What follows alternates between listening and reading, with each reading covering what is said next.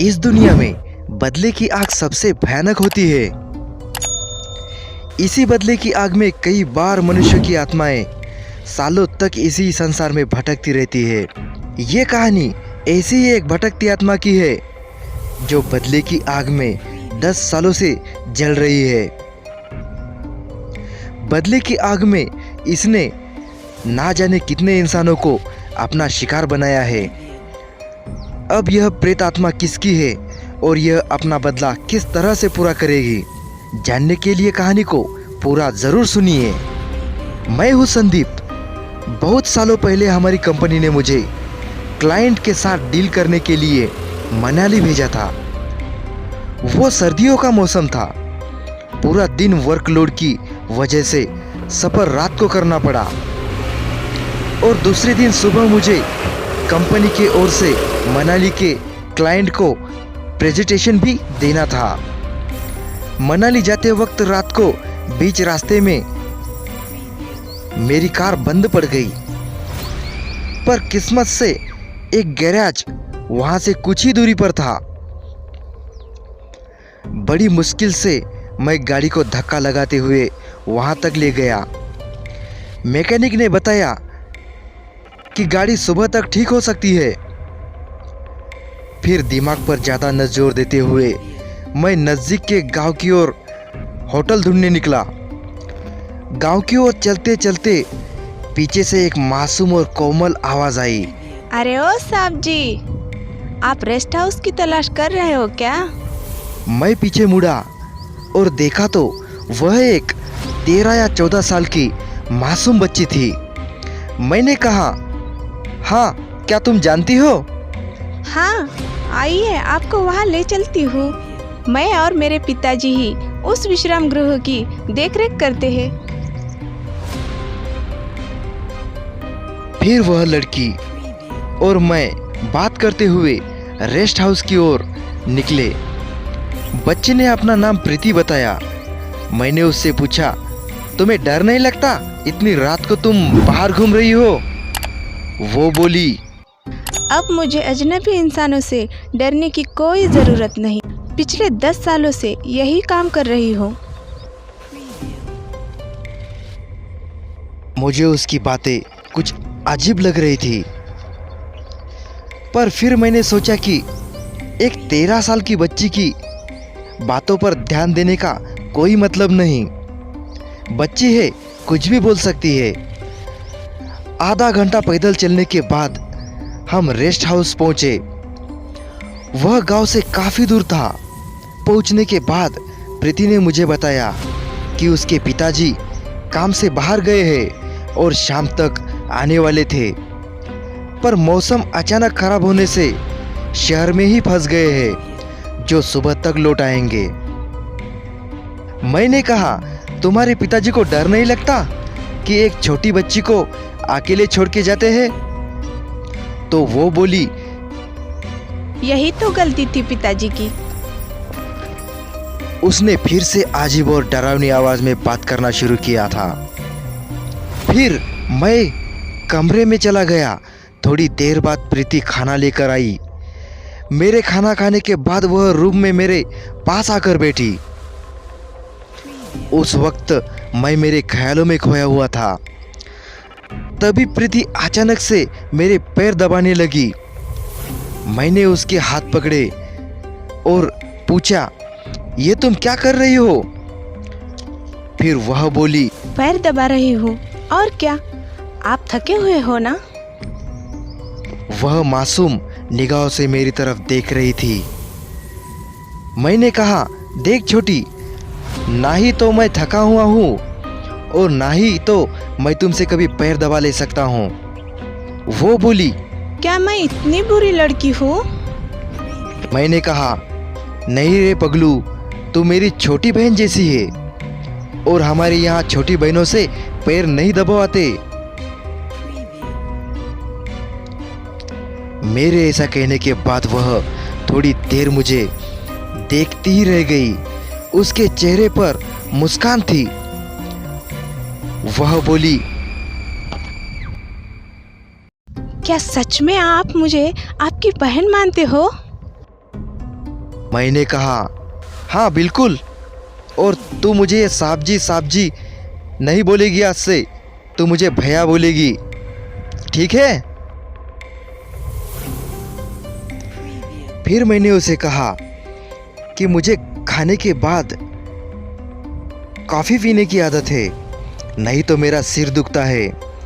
मेरी कॉफ़ी वाली बात सुनकर उसके चेहरे से हंसी गायब सी हो गई। वह बोली, उसको भी खाना खाने के बाद कॉफी पीने की आदत थी। क्या किसको? उसने मेरी बात का कोई जवाब नहीं दिया और वह कॉफी लाने चली गई।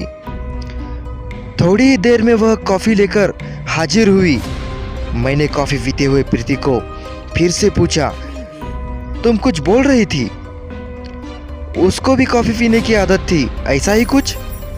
वह बोली, जाने दो भैया, आप दुखी हो जाओगे। मैंने कहा, अब बोल भी दे छोटी, अगर हम अपना दुख किसी के साथ बांटते हैं तो हमें अच्छा महसूस होता है। वह बोली, अभी ऐसा नहीं हो सकता भैया। तो फिर सुनो, ये कहानी है एक मासूम लड़की और भयानक दरिंदे की। ऐसा ही एक रेस्ट हाउस था। उसकी देखभाल एक गरीब बाप बेटी करते थे। एक दिन लड़की के पिताजी शाम को तूफान की वजह से शहर में फंस गए थे और रात को वापस नहीं आ सके।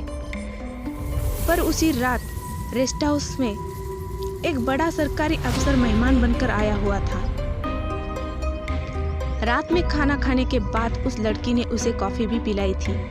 वह मेहमान उसके पिताजी की उम्र का था। उसने लड़की को कमरे में ही रुकने के लिए कहा।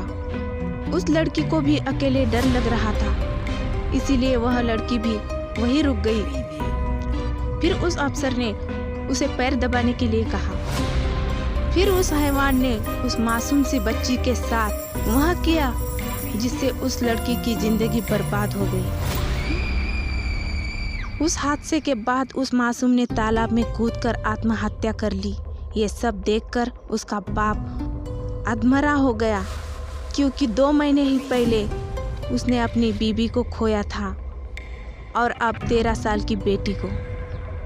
ये हादसा सुनाते वक्त प्रीति काफी भावुक लग रही थी।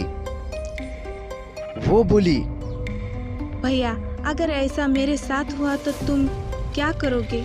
क्या मेरा बदला लोगे? मैंने कहा, तू यकीन नहीं करेगी प्रीति, मेरे मन में भी ऐसा ही बुरा ख्याल आ रहा है। मैं कल सुबह तुम्हारे पिताजी से बात करूंगा और तुम दोनों को मुंबई ले जाऊंगा। मेरी काफी अच्छी पहचान है वहां पर। तुम्हारे पिताजी मुंबई में नौकरी करेंगे और तुम स्कूल में जाना। फिर प्रीति बोली, अभी ऐसा नहीं हो सकता भैया, आपको आने में देर हो गई। यह कहते वक्त उसकी आवाज गहरी हो गई थी। मैंने पूछा, क्यों नहीं हो सकता? तो वह बोली, बस है कोई कारण।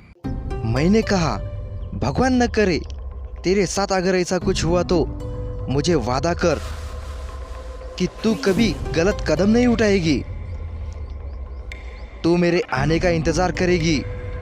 तेरा भाई अभी जिंदा है। मैं भी भावुक हो गया था। प्रीति की आंखें भर आई। वह बोली, तुमने मुझे शांत कर दिया भैया, मुझे शांत कर दिया। मैंने उसके सर पर हाथ रखा तो वह बच्ची मेरे सीने से लगकर रोने लगी। मैंने कहा, अरे पगली, तू रो मत, मैं सुबह तेरे पिताजी से बात करूंगा, फिर सब ठीक हो जाएगा। वो बोली, सब ठीक हो गया है भैया, अब सब ठीक हो गया है। मैंने कहा, सब ठीक हो गया तो रो क्यों रही है? वह बोली, ये खुशी के आंसू है भैया, खुशी के आंसू। मैंने घड़ी पर नजर डाली तो रात के 2 बज रहे थे। मैंने उसे कहा, चल अब रात बहुत हो गई है, सो जा। वो रूम के बाहर जाने लगी। मैंने उसे रोका और कहा कि तू यही सो जा, बेड पे, नहीं तो बाहर अकेली डरती रहेगी रात भर। इससे मैं नाराज हो जाऊंगा। मेरे ऐसा कहते ही प्रीति मुझे मना नहीं कर पाई। मैं उसे बेड पर सुलाकर खुद आराम कुर्सी पर सो गया। कुछ देर में प्रीति ने मुझे बताए हुए हादसे के बारे में सोचता रहा। फिर याद आया उस हादसे वाली लड़की का नाम उसने बताया ही नहीं। बाद में सोचा कि कल सुबह पूछ लूंगा। सुबह सुबह मेरी नींद पंछियों के चहकने की आवाज से खुली और मैंने जब बेड पर देखा तब प्रीति वहां नहीं थी। दरवाजा खुला था। मुझे लगा शायद वह बाहर अपने पिताजी के आने का इंतजार कर रही होगी। मैं ताजी हवा लेने और नीचे कुछ गांव के लोग इमारत के नीचे खड़े हैं और सभी मेरी तरफ आश्चर्य और डर की भावना से देख रहे हैं। मैंने उन सभी को हाथ जोड़कर राम राम किया। उनमें से सबसे बुजुर्ग आदमी ने मुझे इशारा करके नीचे बुलाया। जब मैं नीचे पहुंचा तब उस बुजुर्ग ने पूछा, तुम कौन हो और यहाँ क्या कर रहे हो? मैंने कहा, मैं संदीप हूँ। मेरी कार खराब होने की वजह से एक रात के लिए इस रेस्ट हाउस में रुका हुआ हूँ। बुजुर्ग ने कहा, क्या एक छोटी लड़की तुम्हें यहाँ पर लाई थी? पर उस समय जब मैंने हाँ में जवाब दिया था, वह सुनते ही सभी चेहरों के रंग उड़ गए थे। मैंने पूछा, क्या हुआ? सब डर क्यों रहे हो?